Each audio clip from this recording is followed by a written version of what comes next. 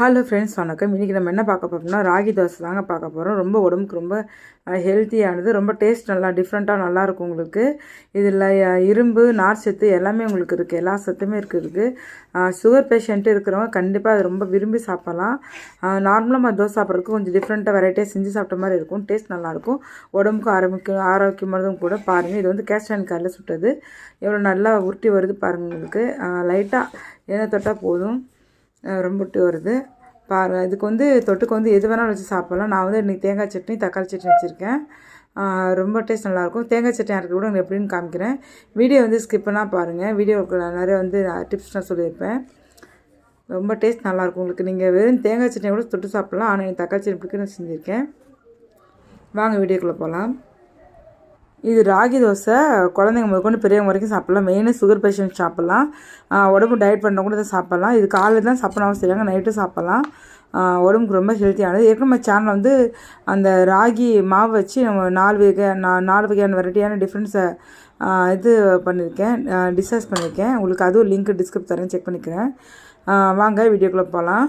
First மாவு ஊற போகிறதுக்கு ஒரு பேசன் எடுத்துக்கலாம் சின்னதாக. இதில் வந்து ஃபஸ்ட்டு புழுங்கல் அரிசி ஒரு கப்பு. நீங்கள் வந்து எதில் அளக்குறீங்களோ அதிலே தாங்க ஃபுல்லாக அளக்கணும். புழுங்கல் அரிசி ஒரு கப்பு, அடுத்து பச்சரிசி ஒரு கப்பு, அதுக்கப்புறம் வந்து உளுந்து அரை கப்பு, அப்புறம் வந்து கொஞ்சம் வெந்தயம் ஒரு 2-3 டேபிள் ஸ்பூன், கொஞ்சம் நிறையா போட்டோட தப்பு இல்லை. அப்புறம் ராகி வந்து தனியாக தான் ஊற வைக்கணும். ஒன்றா ஊற வச்சோன்னா உங்களுக்கு வந்து அரையிறது கொஞ்சம் கஷ்டம். இது வந்து அதான் அரிசி மொத்தம் சேர்ந்து 2 கப்பு, இது ராகி 2 கப்பு. நல்லா கழுவி தண்ணியை ஊற்றி நல்லா கழுவிட்டு அதுக்கப்புறம் ஊற வைக்கலாம். ஒரு 4 மணி நேரத்துக்கு ஊற வைக்கலாம். இது வந்து அரிசியில் கல் இருக்காது. நான் ராகியில் எனக்கு எப்படியா இருந்தாலும் இந்த சிறுதானிய பற்றி வச்சுருக்கோங்களேன், எப்படி இருந்தாலும் ஒரு கல் இருக்கும் உங்களுக்கு. அதனால் நல்லா அரைச்சிக்கணும். ஃபஸ்ட்டு கழுவிட்டு அந்த தூசெல்லாம் போக்கடிச்சிட்டு நல்லா அரிச்சினா நைஸ் மணாலாக வரும் உங்களுக்கு. அதை நல்லா அரிச்சிட்டு கழுவிட்டு ஊற வச்சிடலாம் 4-5 மணி நேரம். பாருங்கள், நல்லா ஒரு 5 மணி நேரம் ஊறிச்சு. இப்போ நம்ம அதை ஏன் இதுவும் தனியாக தான் ஊற போட்டிருக்கோம்னா, அந்த அரிசி உளுந்து வெந்தயம் இதெல்லாம் ஒன்றா ஊற போட்டிருக்கோம். புழுங்கல் அரிசி, பச்சரிசி, உளுந்து வெந்தயம்லாம் ஒன்றா ஊற போட்டிருக்கோம். இது மட்டும் தனியாக ஊற போட்டிருக்கோம். இது வந்து கொஞ்சம் அப்படி சக்கையாக இருக்கும், நைஸாக அரைப்படாது. அதனால் ஃபஸ்ட்டு இதை அரைச்சிக்கிட்டு அதுக்கப்புறம் இதில் போட்டு அரைச்சிக்கலாம். இதே கிரைண்டரான ஃபஸ்ட்டு நைஸாக ஒரு அரை அளவுக்கு அரைச்சிட்டு அதுக்கப்புறம் அரிசி பருப்பு எல்லாத்தையும் ஒன்றா போட்டு அரைச்சோம்னா அந்த திப்பியாக ஒரு மாதிரி இதாக இருக்காது, ஒரு மாதிரி நாராக இருக்காது. இப்போ தனியாக மிக்சர் நான் போட்டு அரைச்சிக்கிறேன். ரொம்ப தண்ணி ஊற்றக்கூடாது, கொஞ்சம் அளவாக தண்ணி ஊற்றிட்டு பண்ணிக்க வேண்டியதான்.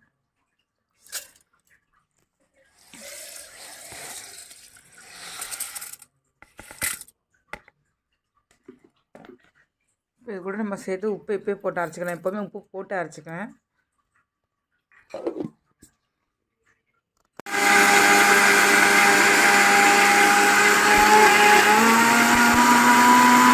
ஏன் போட்டாலும் இந்த மாதிரி தெரியுதுங்களா, ஒரு மாதிரி சக்கையாக இருக்குது.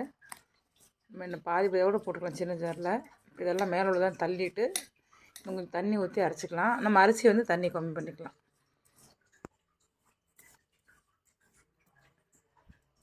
தெரியுங்களா, அது மாதிரி சக்கையாக ஒரு மாதிரி நிறைய இருக்கும். இதில் வந்து ஃபைபர் நிறையா இருக்குது. உங்களுக்கு உடம்புக்கு தேவையான ஃபைபர் நிறையா இது. இதுவே வந்து நம்ம முளைக்கட்டி கூட செய்யலாம். முளைக்கட்டி கூட மாவரைச்சி நிறையா ஸ்நாக்ஸ் செய்யலாம். அதுவும் நம்ம சேனலில் போட்டிருக்கேன், லிங்க் டிஸ்கிரிப்ஷன் தரேன்.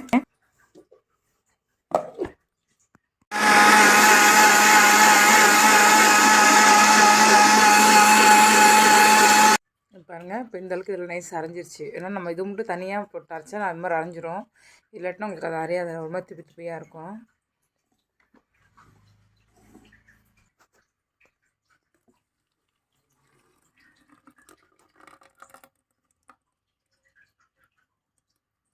சரி, நம்ம வந்து அரிசி உளுந்து வெந்தயம்லாம் ஒன்றா சேர்த்து விட்டு வச்சு பார்த்தீங்களா. பச்சரிசி, புழுங்கல் அரிசி, வெந்தயம், உளுந்து எல்லாம் ஒன்றா வச்சுக்கோம். இதில் வந்து பாதி போட்டு அரைச்சிக்கலாம். தண்ணி ரொம்ப ஊற்ற வேணால், நம்ம அதில் தண்ணியை ஊற்றிருக்கோம். கொஞ்சம் இது அரையிறது அளவுக்கு மட்டும் தண்ணி ஊற்றினா போதும்.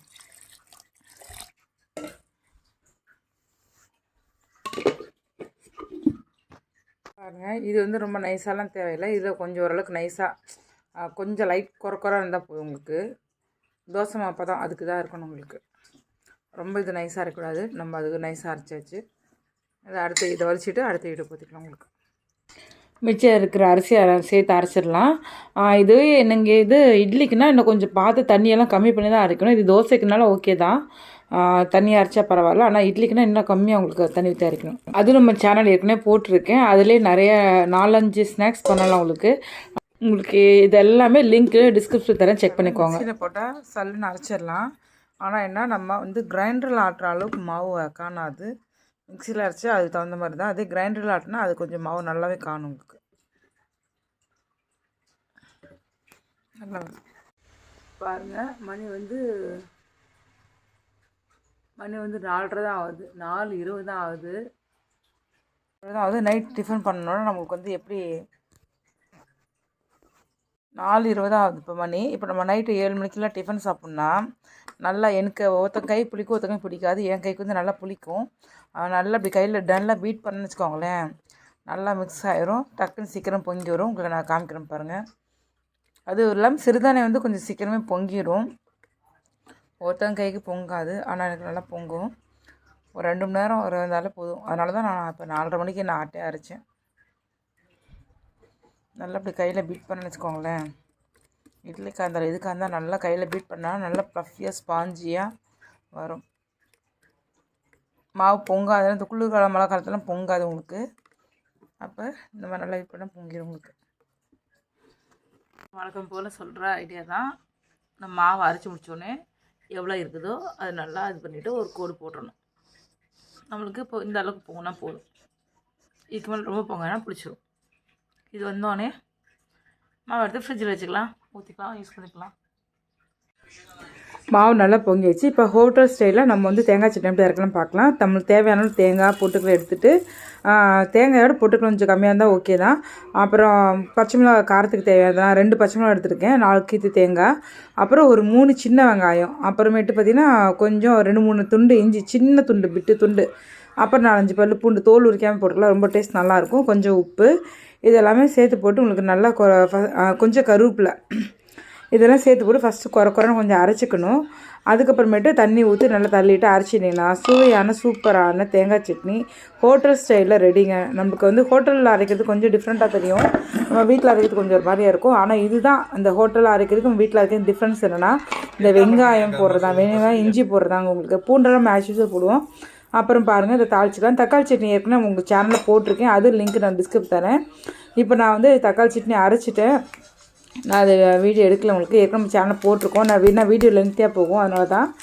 பாருங்கள், தோசை வந்து கல் வந்து காஞ்சிருக்கு. இது இண்டஸ் வேலையை நான் யூஸ் பண்ணிகிட்ருக்கேன். அதுவும் வந்து உங்களுக்கு எப்படி ஃபஸ்ட்டு இது பண்ணுறதுன்ட்டு நான் உங்களுக்கு அந்த இதுவும் சேனலில் சீக்கிரம் போஸ்ட் பண்ணுறேன் உங்களுக்கு. அதை நான் யூஸ் பண்ணிட்டேன். அந்த வீடியோ எடுத்து வச்சுக்க, நான் வீடியோ எடுக்க இதை எடிட் பண்ண டைம் இல்லை.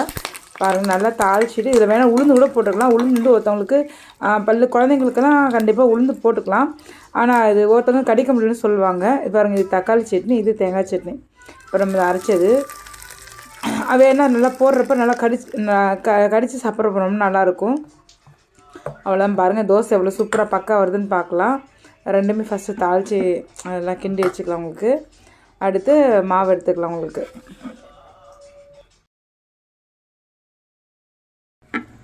இண்டஸ் ஆயில் வந்து கல் வந்து எப்போவுமே நம்ம கழுவி வச்சுட்டு ஆயில் அப்ளை பண்ணி வச்சிடணும். அப்புறம் பார்த்திங்கன்னா எடுத்து திரும்பி நம்ம யூஸ் பண்ணுறப்ப நம்ம உடனே டெய்லி யூஸ் பண்ணுறதா ஒன்றும் பிரச்சனை இல்லை. நம்ம 2 3 நாள் கழிச்சு யூஸ் பண்ணுறதா இருந்தால் திரும்பி கழுவிட்டு திரும்பி ஆயில் அப்ளை பண்ணணும். அது ஃபஸ்ட்டு. இன்னொரு ஐடியா என்னென்னா, கல் வந்து ஒட்டாமல் வரணும்னா வெங்காயம் இருக்குது பார்த்திங்களா, பாதி கட் பண்ணிவிட்டு உங்களுக்கு அதில் ஒரு சொட்டு எண்ணெய் விட்டு தேய்ச்சிட்டு தோசை ஊற்றினீங்கன்னா நீட்டாக சுருண்டு அழகாக நீட்டாக வருங்க. பாருங்கள், மாவு எவ்வளோ நல்லா வந்திருக்குன்னு பாருங்கள். இது வந்து வெஜிடபிள் தோசை ஊற்றிக்கலாம், பணியாரம் கூட ஊற்றிக்கலாம். அதில் நான் கொஞ்சம் மாவு எல்லாத்துக்கும் சேர்த்து கரைச்சிட்டேன், தோசை தான் ஊற்றுறேன்னு சொல்லிட்டு. பாருங்கள், எவ்வளோ நீட்டாக அழகாக வருதுன்னு பாருங்கள். இது வந்து அவ்வளோ ஒரு டேஸ்ட்டாக இருக்கும், உடம்புக்கு அவ்வளோ ரொம்ப ஹெல்த்தியாக. இது வந்து ஃபைபரு, அயன் எல்லாமே இருக்குதுங்க உங்களுக்கு. மொத்தத்தில் சொன்னால் ரொம்ப ஹெல்த்தியான ஒரு ஃபுட்டு.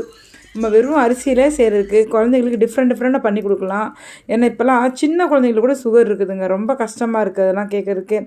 இப்போ நம்ம இந்த மாதிரி அரிசியோட வெறும் அரிசியெல்லாம் நம்ம செய்யாமல் இந்த மாதிரி மாற்றி மாற்றி செஞ்சேன்னு வச்சுக்கோங்களேன், ரொம்ப நல்லாயிருக்கும், உடம்பு ஹெல்த்தியாக இருக்கும், டிஃப்ரெண்ட்டாக சாப்பிட்ட மாதிரி இருக்கும். பாருங்கள், நல்லா வந்துட்டுருக்கு. நீங்களும் வீட்டில் ட்ரை பண்ணி பாருங்கள். ட்ரை பண்ணி பார்த்துட்டு செஞ்சுட்டு கமெண்ட் பண்ணுங்கள். பிடிச்சிருந்தா லைக் கொடுங்க, கமெண்ட் பண்ணுங்கள், சப்ஸ்கிரைப் பண்ணுங்கள். நம்ம சேனல் இது வரைக்கும் சப்ஸ்கிரைப் பண்ணுங்கள். ரொம்ப ஹெல்த்தியானது, எல்லாம் செஞ்சு சாப்பிட்லாம். உங்களுக்கு ஃப்ரெண்டுங்களுக்கு வேணாலும் இதை சென்ட் பண்ணி விடுங்க. பாருங்கள் எவ்வளோ நல்லா உருண்டு வருது பாருங்கள். இது வந்து இண்டஸ் வேலி, அதனால் இந்த லைட்டாக உங்களுக்கு நான்ஸ்டிக் மாதிரி அந்த இடத்துல கொஞ்சம் கறி பிடிக்காமலாம் வராது. இது அப்படி தான் வரும் உங்களுக்கு. எவ்வளோ நல்லா உருட்டியும் எடுத்துக்கலாம். இதுக்கு வந்து நம்ம ரோஸ்ட்டாக வேணால் சாஃப்டாக வேணாலும் எடுத்துக்கலாம், உங்களுக்கு ஸ்பாஞ்சு வேணாலும் எடுத்துக்கலாம். ரொம்ப சூப்பராக எல்லாம் தோசை எல்லாமே ரொம்ப நல்லா வருங்க. இதுக்கு எல்லாமே நம்ம நான்ஸ்டிக்கெல்லாம் கொஞ்சம் அவாய்ட் பண்ணிவிட்டு இந்த மாதிரி அயனில் மாறிக்கலாம். எல்லாம் பழைய மாதிரி தான் இப்போ எல்லாமே. முதல்லாம் பார்த்திங்கன்னா இந்த மாதிரிலாம் கிடையாது, அரிசிலாம் கிடையாது. முதல்ல அதான் சாப்பிடுவோம். ஆனால் அந்த நார் சத்து உள்ளது, இந்த கம்பு கேவுரு இப்படி தான் சாப்பிட்டோம். இப்போ இரும்பு சட்டிலாம் முதல்ல யூஸ் பண்ணோம். இப்போ எல்லாமே பழையபடி நடுவில் மாறிட்டு பழையபடி ரொட்டீன் மாறி வந்திருக்கோம். நம்ம சேனலில் ஏற்கனவே இட்லி செய்கிறது, அந்த தோசை வெஜிடபிள் தோசை செய்கிறது, பணியாரம் செய்கிறது, அதுக்கப்புறம் வந்து மாவில் வந்து கேவுரு தோசை எப்படி ஊற்றலாம், அப்புறம் அந்த கேவுரு எப்படி முளைக்க வைக்கலாம், கேவுரு புட்டு எப்படி செய்யலாம்னு சொல்லிட்டு எல்லாமே நம்ம போட்டிருக்காங்க. எல்லாமே நான் லிங்க்கு டிஸ்கிரிப்ஷனில் செக் பண்ணிக்கோங்க. ஃப்ரீயாக இருக்கப்போ பார்த்துட்டு நீங்களும் யூஸ் பண்ணிக்கோங்க. கமெண்ட் பண்ணுங்கள். Please subscribe, like and share friends. Thank you.